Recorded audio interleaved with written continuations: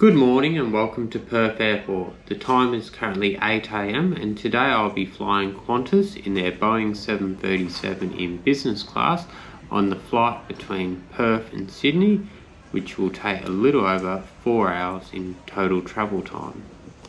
The check-in process at Perth Airport for Qantas has always been arguably amongst the best I've ever experienced in Australia on multiple occasions for both domestic flights and even the epic flight that I took to London in April 2019. For those seeking a quick and efficient check-in, I can certainly attest to that using the dedicated kiosk to print off a boarding pass and print off a bag tag, of which I immediately then proceeded to the automated bag drops whereby my bag was tagged off and off to Sydney within minutes. Manned check-in was still available for those who prefer and staff on hand to help passengers who might have any difficulties placing the bags correctly on the conveyor belts. I was checked in with bags dropped and ready to proceed through security within only several minutes of arriving at the airport. Despite expecting the terminal to be very busy clearing a backlog of passengers affected by yesterday's cancellations, the line for security was fairly short and ended up curbside to airside within just 10 minutes. After hearing recent horror stories about passenger processing times in Sydney and Melbourne, I was pleasantly surprised to see how easy the process was.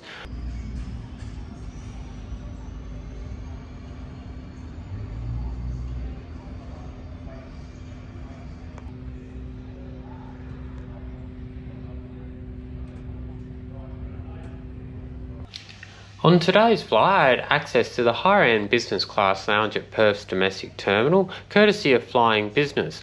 But for the sake of it, I also decided to check out the Perth Qantas Club, which I also thought was a pleasantly surprise, and it offered great views of the airport tarmac. But on arrival at the business lounge, I was swiftly greeted by friendly staff members who are more than happy to process your lounge entry, while otherwise eligible passengers are free to self-scan their own boarding passes to gain entry.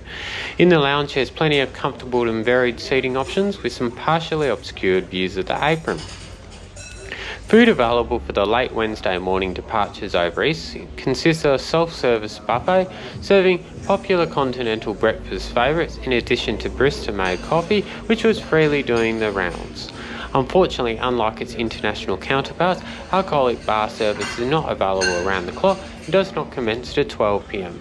For those who don't mind a cheeky morning beer or a glass of sparkling, this might be disappointing, but the norm for domestic Australian lounges. Free and fast Wi-Fi is also available, but may not necessarily be necessary for Australian passengers, with 5G mobile reception available at Perth Airport. After an enjoyable few hours or so having breakfast in a well-made flat white, I found it quickly time to board my flight, taking us across to Sydney. Today's flight was on a typical Boeing 737-800, which is the workhorse behind most of Qantas's and Virgin services between Australia's capital cities. Qantas does offer wide-body A330 services from Perth on some of its coast-to-coast services to Sydney and Melbourne and occasionally Brisbane. All other capitals are generally serviced by the smaller Boeing aircraft. Qantas's Boeing 737 has a free economy layer with a small three-row 2-2 business cabin at the pointy end of the plane. Today I was seated in business in seat 3F, which was one of the few remaining seats left that was selected online free of charge prior to checking in. Unlike the first row in business, those in this row, you are free to store your carry-on under the seat in front. However, be mindful that the passenger in front may recline or yourself. Reclining means intruding on the economy passengers sitting directly behind, as there was no bulkhead. Qantas business class seats on the 737 come equipped with comfortable leather recliner seats with a generous 94cm 37-inch seat pitch and up to 56cm or 22-inch width between arms. They're more than adequate and perfectly comfortable for daytime trips across Qantas' domestic Trans-Tasman short-haul international network, but they're certainly inferior to Qantas' A330 121 domestic business class cabin, which is an excellent product.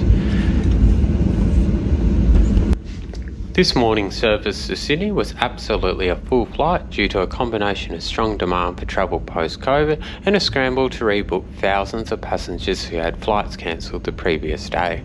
On this flight, the cabin crew certainly had their work made out for them, and whilst professional at all times, naturally such a full flight meant service times did take even longer, even for business class. Disappointingly, no pre-departure drinks were offered on this flight, not even water. I wasn't entirely sure if COVID was the usual excuse for cost cutting in disguise, but for whatever reason this didn't cut it for business class. This is especially so on a flagship coast-to-coast service when Virgin offered pre-departure sparkling on a 1.5 hour flight from Brisbane to Canberra only several weeks after this flight.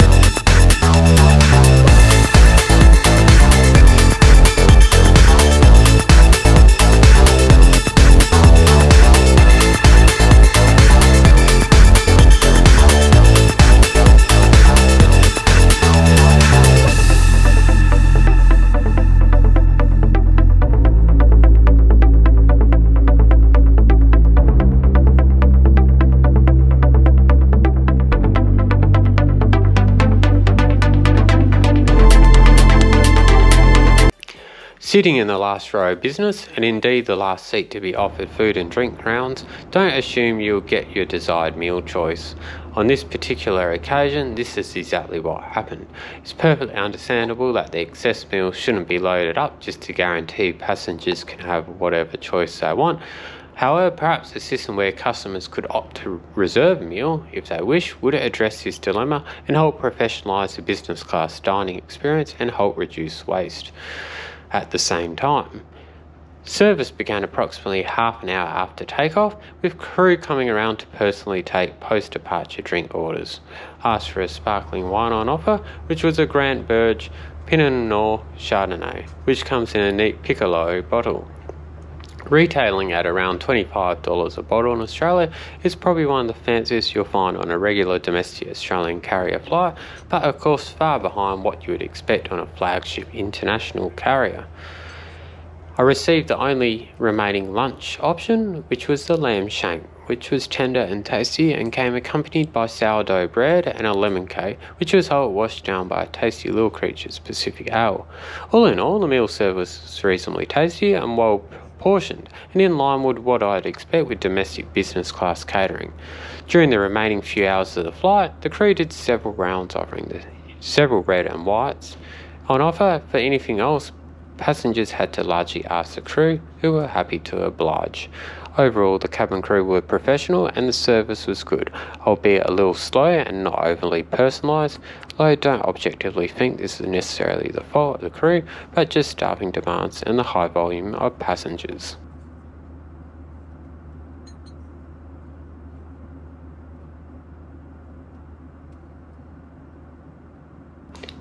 Unlike a number of previous domestic flights on Qantas, this Qantas Boeing 737 did come equipped with seatbelt or in-arm rest IFE for business class passengers. I was not able to confirm where economy class seats also came equipped. Unfortunately, I found the screens to be a little bit old and a bit small. We had poor responsiveness and the reflectance from the sunlight, making it hard to use or easily view content. For this reason, I didn't bother using the IFE, aside from viewing the moving map, and focus on enjoying the business class service instead.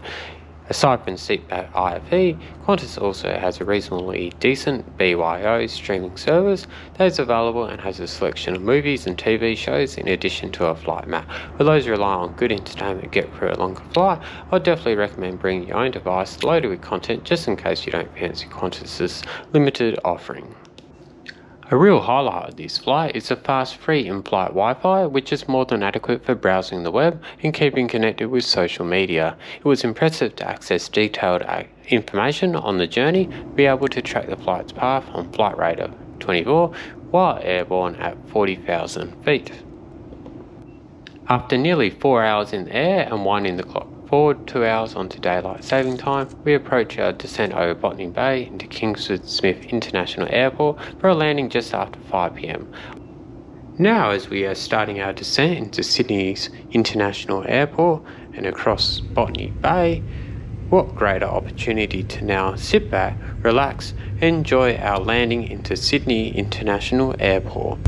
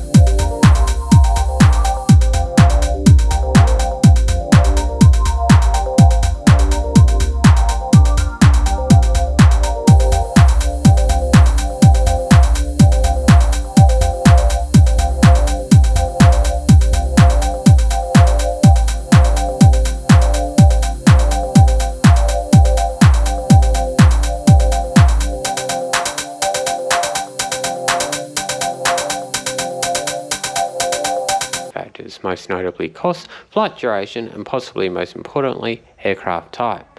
In most cases, when flying on a narrow-bodied aircraft, such as in this case on a Qantas 737, passengers should expect something more accustomed to premium economy on an international flag carrier, which is certainly a comfortable step up from economy, but neither comparable to international business class operated by wide-body aircraft. This expectation has turned out to be very much in line with the experience on this flight. For us, this flight offers the benefit of premium lounge access, more personalised service, and improved dining and drink selection than economy, and a more comfortable seat with greater legroom. Sure, it was a pleasant upgrade than flying economy, but would it be worth the cash price, sometimes upwards of $2,000, and many times the cost of coach, which is already all-inclusive on Qantas? We'd probably say absolutely not. However, if redeemed as a Qantas Classic Flight Reward, for around 40,000 points all in, and just double the points of economy redemption, then this is definitely a good investment to outlay some points on. In any case, look out for a Qantas A330 services on the route. You can snag a business class reward redemption on one of those. You are sure to get even more exceptional redemption value.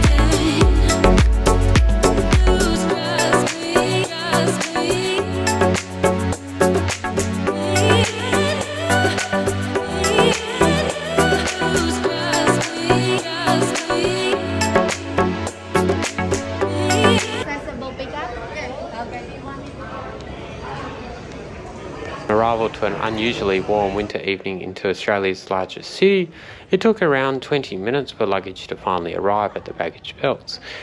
With my bag coming out around middle of the pack, I couldn't observe any real priority that had been tagged to my luggage, so there was no real perks of flying business class in this regard on this occasion. Thanks for joining us today as we reviewed Qantas's Boeing 737 business class service between Perth and Sydney, and hopefully you've seen some magnificent scenery of the Great Australian Bight and the Australian continent along the way. If you like this video, could you please give me a subscribe on YouTube and also like this video. You can also visit my website aussiejetsetter.com.au, where here you'll find plenty of the latest flight reviews, lounge reviews, destination guides, industry news, frequent flyer hacks and more. And you can also visit me on my socials, which I'll put in the link in the description below. But until next time, thank you very much for watching and safe travels to wherever that might take you next.